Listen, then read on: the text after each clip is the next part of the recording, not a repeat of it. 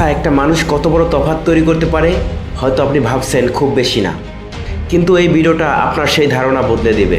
ঝুম বৃষ্টির এক রাতে শহরের একটা ব্যস্ত রাস্তা পানিতে পুরো তলিয়ে গেছে।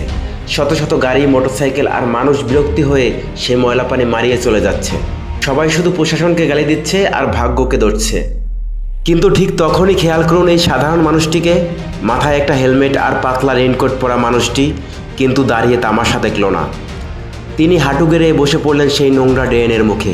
খালি হাতে কোনো দ্বিধা ছাড়া একটার পর একটা প্লাস্টিকের বোতল আর আবর্জনা সরাতে শুরু করলেন।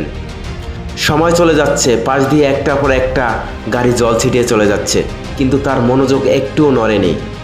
তিনি ড্রেনের মুখের ময়লা একটার পর একটা পরিষ্কার করতেই থাকলেন। অবশেষে পুরো রাস্তাটি জলাবদ্ধতা থেকে মুক্ত হলো। কোনো বড় বড় অফিসার বা সরকারি উদ্ধারকারী দল নয়, একজন সাধারণ নাগরিকের সামান্য একটু সচেতনতা আর ইচ্ছা পুরো রাস্তার চিত্রটাই বদলে দিল। পৃথিবীটা হয়তো এমনিতেই সুন্দর হয়ে যাবে না, যদি না আমরা নিজে থেকে একটু বাড়িয়ে দেই আমাদের এই হাত।